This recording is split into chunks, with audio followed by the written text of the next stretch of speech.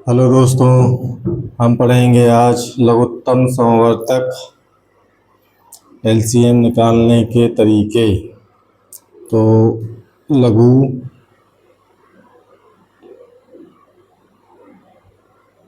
लघुत्तम समापवर्तक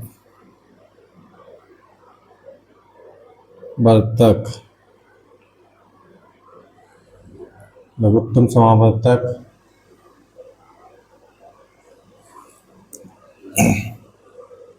जिसको इंग्लिश में LCM lower को फैक्टर भी बोलते हैं।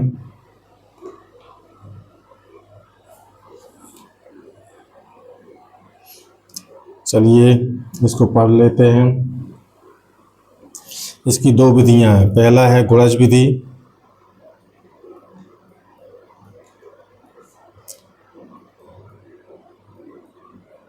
ठीक है दोस्तों।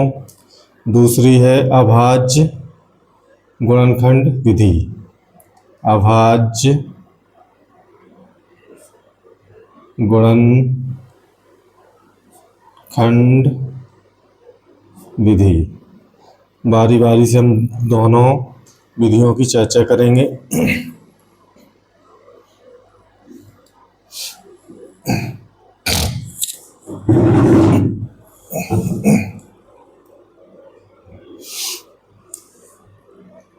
सबसे पहले चर्चा करते हैं हम। पहली विधि हमारी जो गुणज विधि। इस विधि में क्या कहते हैं, मान लीजिए कोई संख्या दी है 3 या 4, ठीक है। संख्या हमारी क्या है, 3 4। संख्या 3 4 का लघुत्तम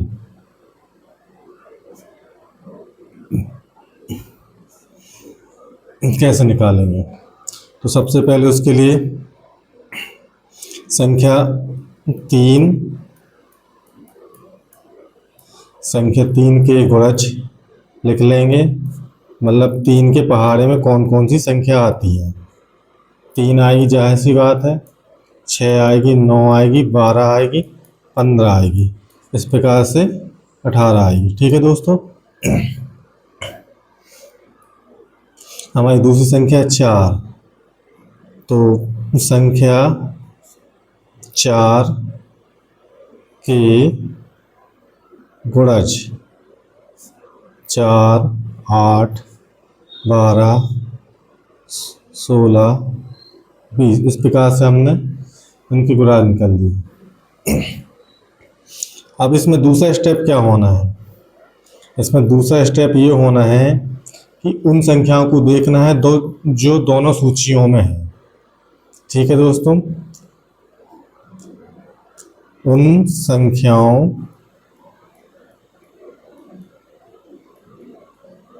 को देखें जो दोनों सूची में हैं। तो दोनों सूची में कौन कौन सी संख्या है हम देख लेते हैं। जैसे 3 इसमें 3 नहीं है, इसमें 4 नहीं है, इसमें 9 है, इसमें 9 नहीं है। तो दोनों सूचियों में कौन सी संख्या है, ये 12 है, तो हम 12 लिख लेंगे। और कौन सी संख्या है दोस्तों, और 15 16 जी नहीं 20। तो दोनों सूचियों में जो संख्याएं हैं हमारी वो 12 है, ठीक है दोस्तों।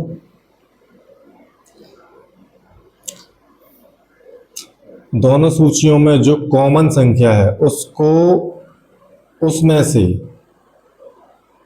जो सबसे छोटी संख्या होती है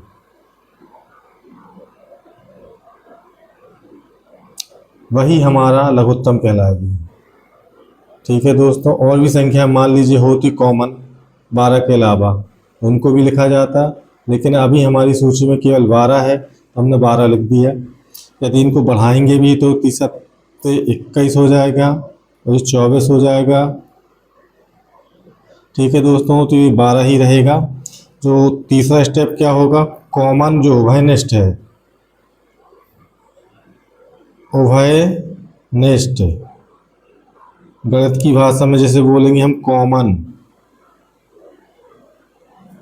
उभयनिष्ठ गुणनखंड को कॉमन उभयनिष्ठ गुणनखंड या गुणजों, ठीक है दोस्तों, गुणजों में सबसे छोटा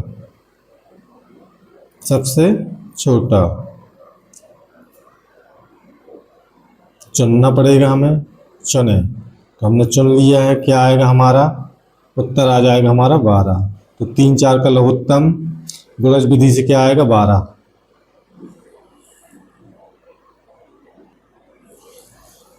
हमारी दूसरी विधि है अभाज्य गुणनखंड विधि। सबसे पहले इसका पहला स्टेप क्या होगा दोस्तों, पहला स्टेप इसका होगा प्रत्येक संख्या को अभाज्य गुणनखंड में तोड़ना है, मतलब इसके गुणनखंड निकालना है।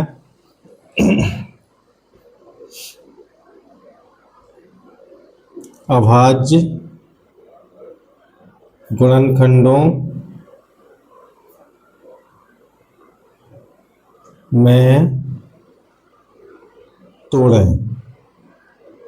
जी हाँ दोस्तों, फिर इसके बाद दूसरा आएगा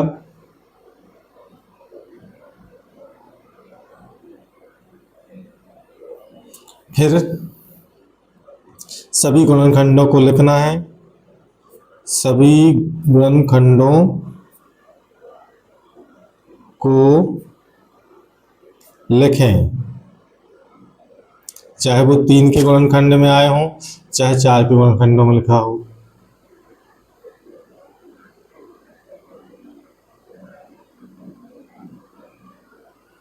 ठीक है दोस्तों, फिर इसके बाद सभी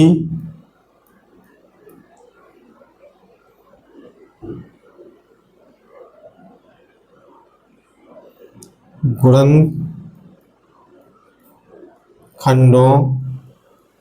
की उच्चतम घात, मतलब सबसे बड़ी घात वाली संख्या को चुनना है, को चुने। ठीक है दोस्तों, तो चौथा स्टेप है इन सभी उच्चतम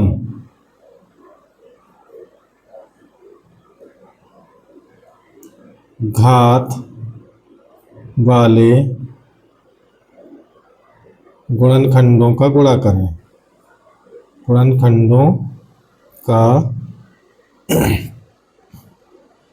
गुणा करें।